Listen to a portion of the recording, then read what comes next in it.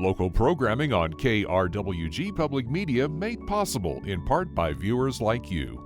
Thank you.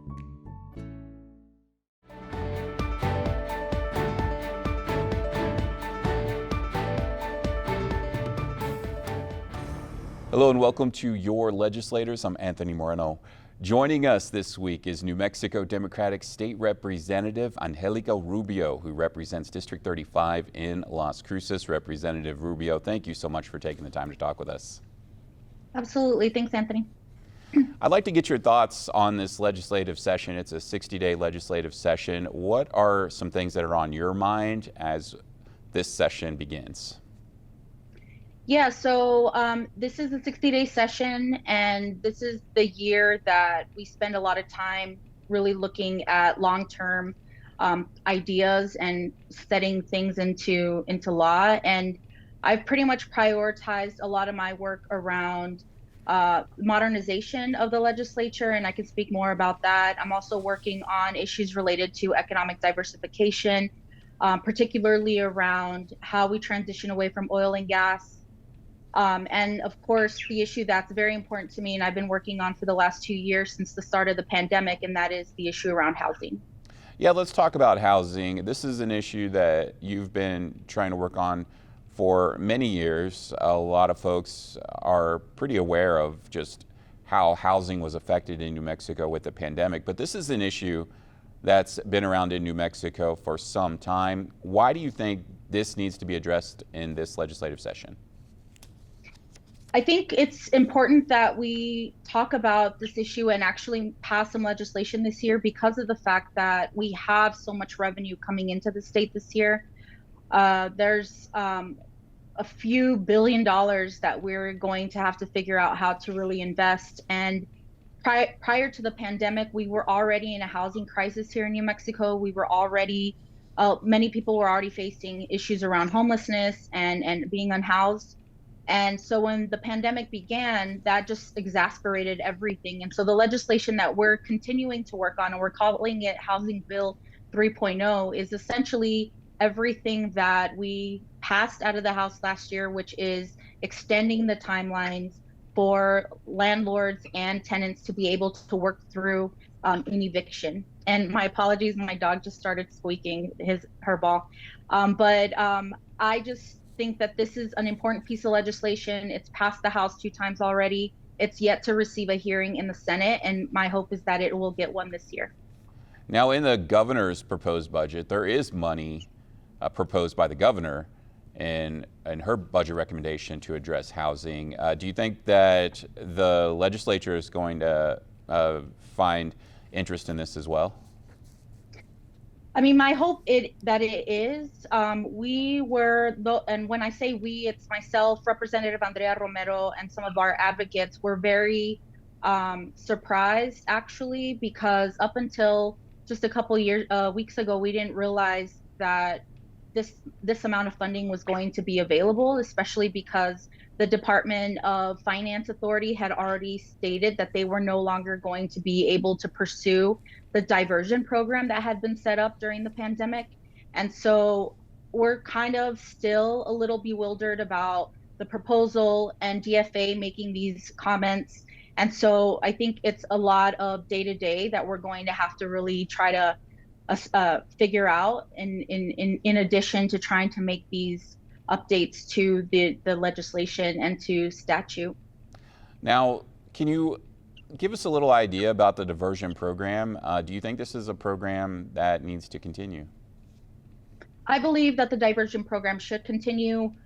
When the pandemic first started and we had a lot of the federal funding coming down from the federal government, it was assigned to the Mortgage Finance Authority. And they had done an incredible job to really do what they could to distribute the funding as quickly as possible.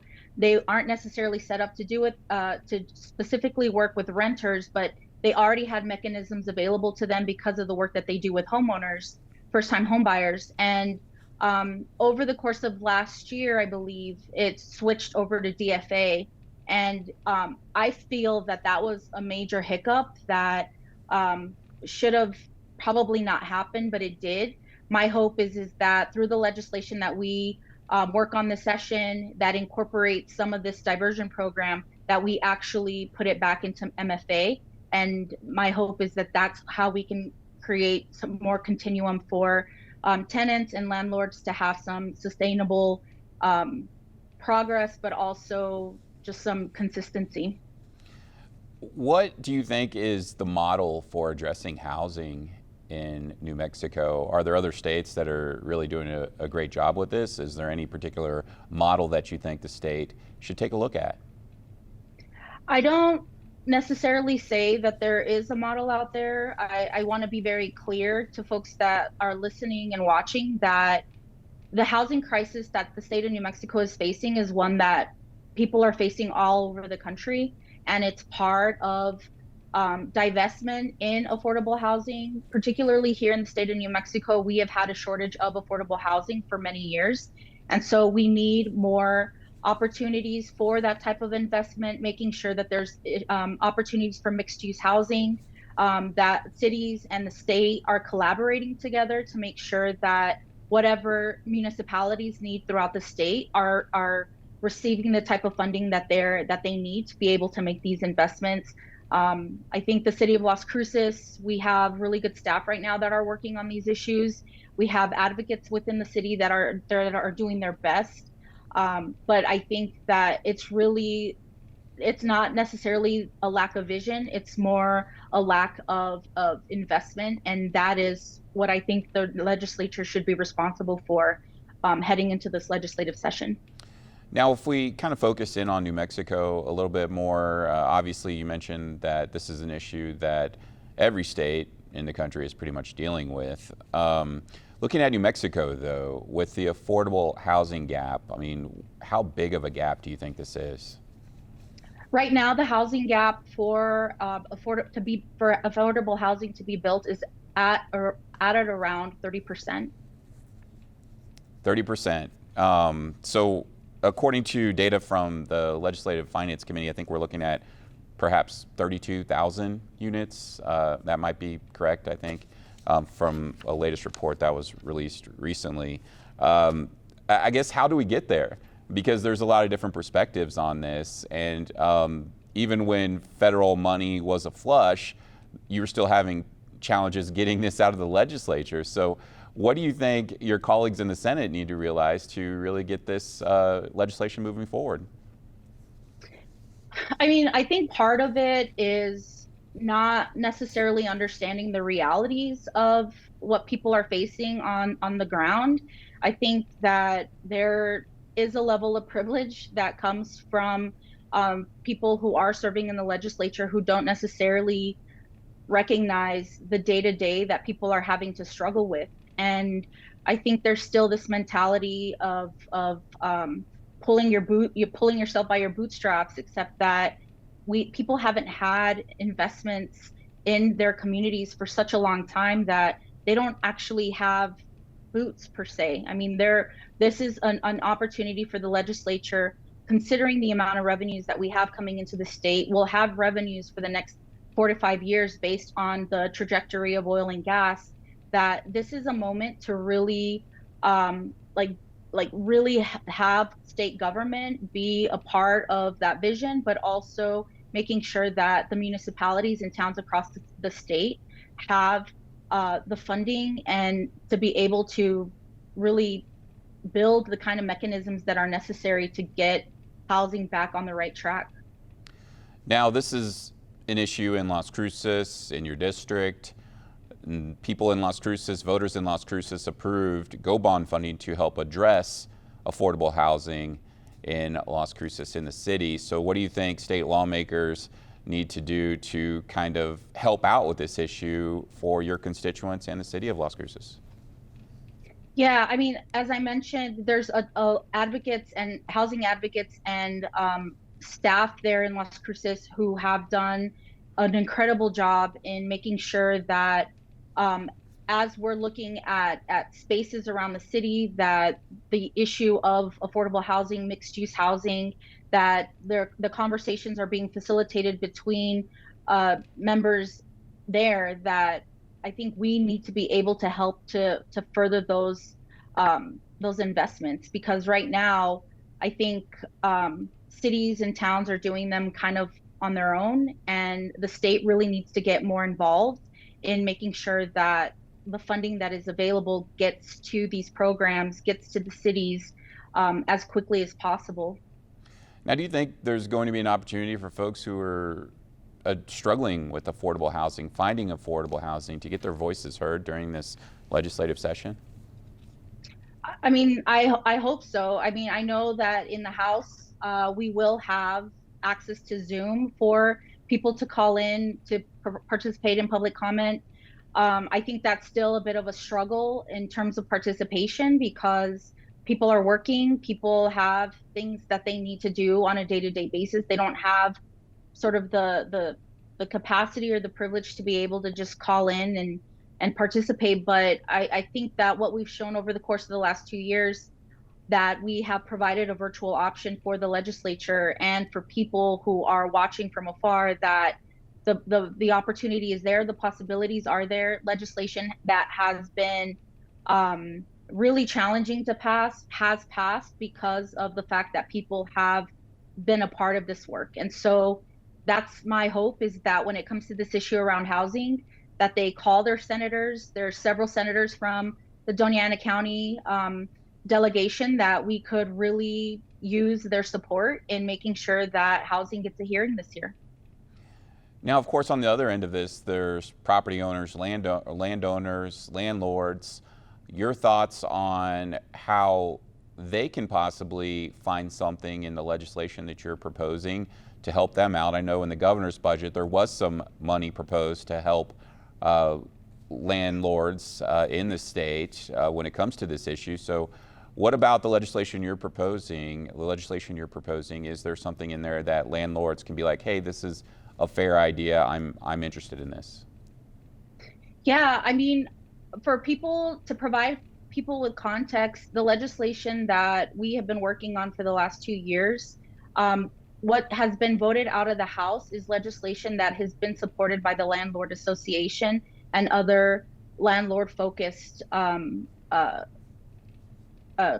guess, groups. And I mean, as somebody who has worked on this issue for a very long time, I think a lot of the concessions that we have made are to support the landlords in this area. I think we've pretty much, renters haven't gotten as much as I think that they deserve. And so I think this is an opportunity for landlords to jump onto this issue and recognize that there have been a lot of concessions in support of finding a middle ground, and the legislation that we're proposing is essentially something that has come out of not only just advocates that have supported renters, but also folks who represent the Landlord Association and landlords from across the state. Now, there is another conversation that is going to happen when you're talking about housing, and that is addressing the unhoused in New Mexico. What are some things that you think the legislature can do to help address this issue? Because the folks who are unhoused, they may be on that verge of finding affordable housing, or maybe they couldn't, and that's why they're currently unhoused. So what are the issues that you think need to be addressed within the legislature to help folks who are unhoused in New Mexico? This is a bigger issue than, I mean, people are struggling right now. I know that from some of the hearings forums that I was a part of right before I left to Santa Fe, is that, I mean, the price of gas is going up. People are very concerned about that. And so people are right now and have been having to make very, very difficult choices for a very long time on whether or not to put food on the table or to pay rent.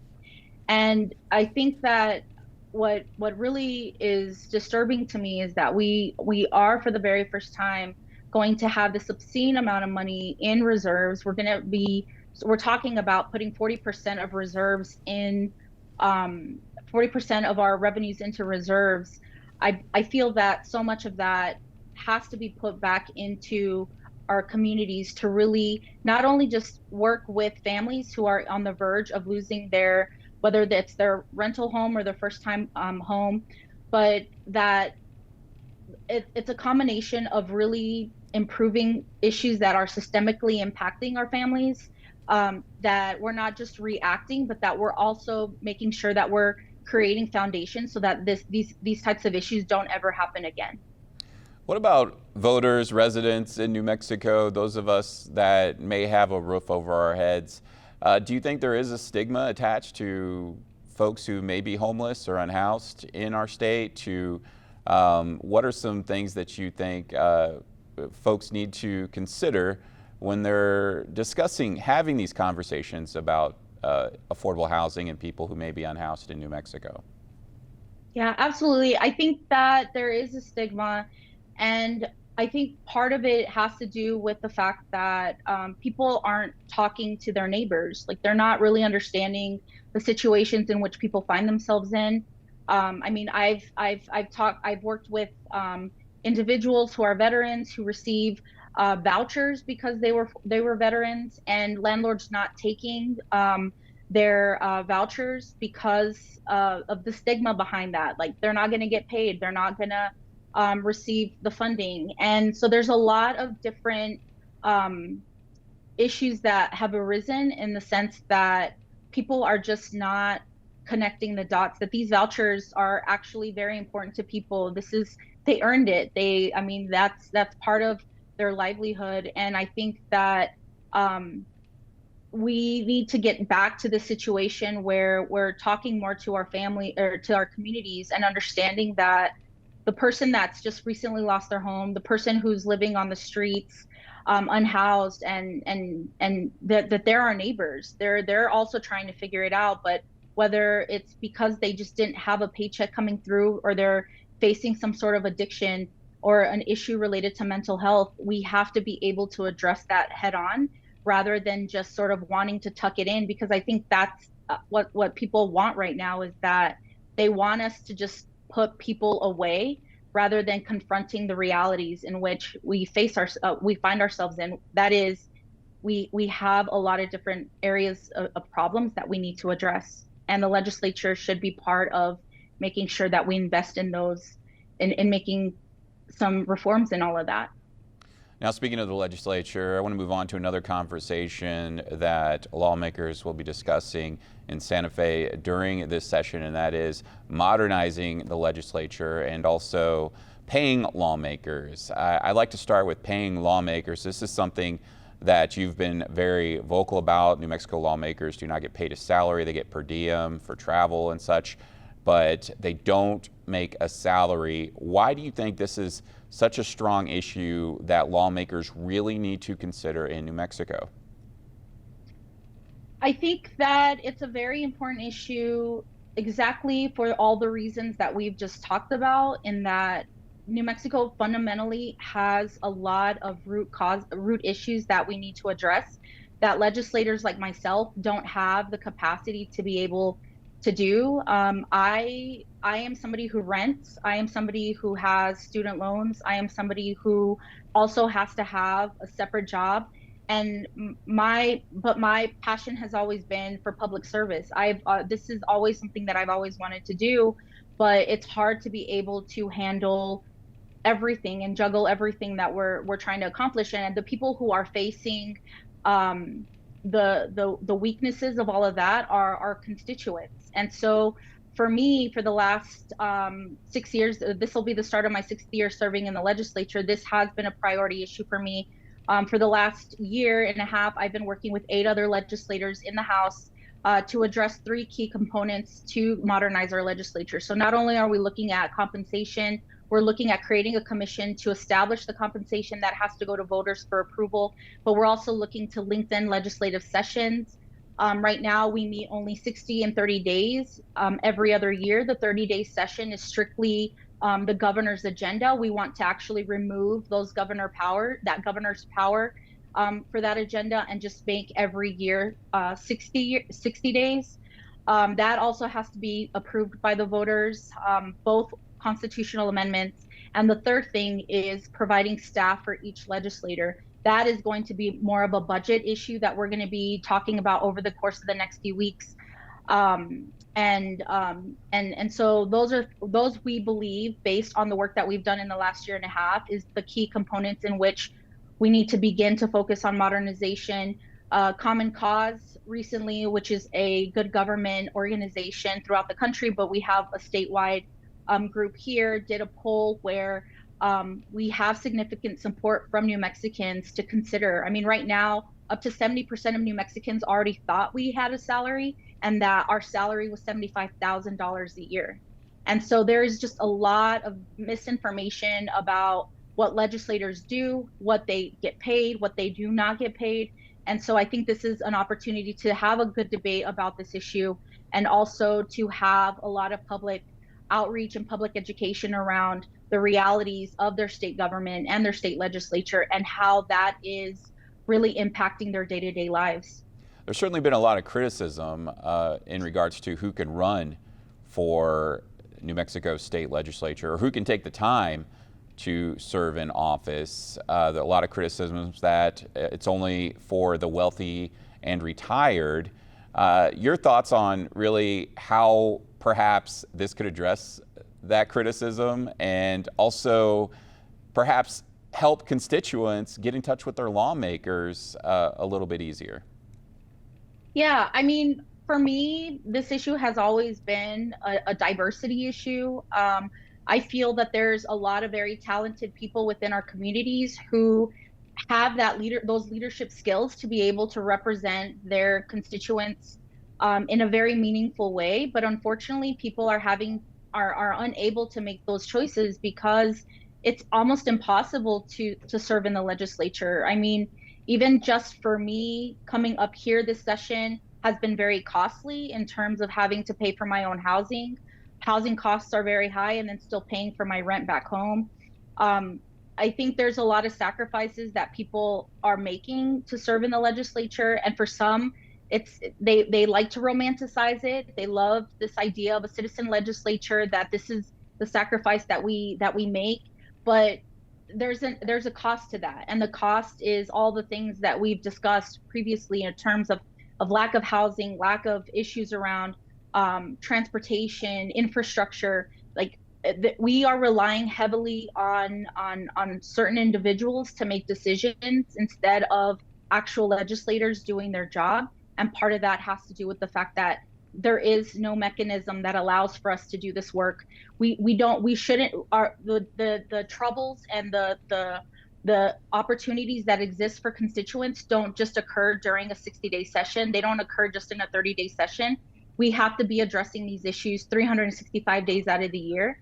And sadly, the per diem is only available to us during session. But when I'm taking calls from constituents throughout the year, that's time that I'm taking from myself, and I'm grateful to do it. I mean, I know that this is my life's calling, but there's an expense to that, and this is something that we're trying to address. That we want more diversity in the legislature, but we also need to address the concerns of our constituents. And I think that having an unpaid legislature has a direct correlation as to why we are at the bottom of a lot of lists across the country.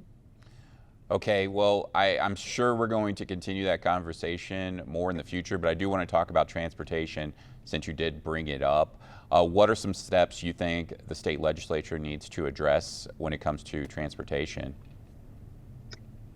I mean, unfortunately, right now, I think that I currently serve as the chair of transportation, and so I think one of the struggles that we have are the fact that appropriations, the Committee of Appropriations and Legislative Finance Committee, they get to decide a lot of the framework of the budget. And so it's already kind of dictated towards committees that are in existence. And so the priority for many legislators are roads, building more roads and expanding more roads. That is not necessarily my philosophy. I believe that we should be centering pedestrians. We should be centering people who live in our communities, who walk in our communities, who are who need to get around, that we need to be focusing on infrastructure related to that rather than just focusing on this idea of roads. Now, you mentioned pedestrians. New Mexico has ranked high for many years in pedestrian-related deaths throughout the country. Now, I also, there's a lot of community groups that have brought up this issue as well. So, I mean, what are some things we need to consider when we're talking about transportation? In the city of Las Cruces, they've taken steps for free bus rides, as well as for a program as well that the city has put into place. Do you think that this is something that lawmakers need to consider? I absolutely do, and I think it's part of a long. There's a lot of work ahead in educating and informing our legislators about it. There are many who I've had. I mean, as many folks watching, I am a cyclist. I am a bike commuter. I ride my bike all over the city of Las Cruces. It is not always the friendliest of streets to ride on because of cars and the drivers that are driving them. But I also know that there's a lot of education to be done, and I feel that Las Cruces could potentially be a beacon for the rest of the state in terms of how we demonstrate what it means to be in a city that is very much focused on those of us who are not centering cars as our form of transportation, that we want a community where cars aren't the center of all of that. And so I think that if the city of Las Cruces is doing it, and I believe that they're moving in that direction, that we certainly can show the rest of the state how it can be done. Democratic State Representative Angelica Rubio, thank you so much for joining us on Your Legislators. Thanks, Anthony. That's it for this week's episode. Remember, you can always keep updated with the latest news anytime at our website, krwg.org. I'm Anthony Moreno. We'll see you next time.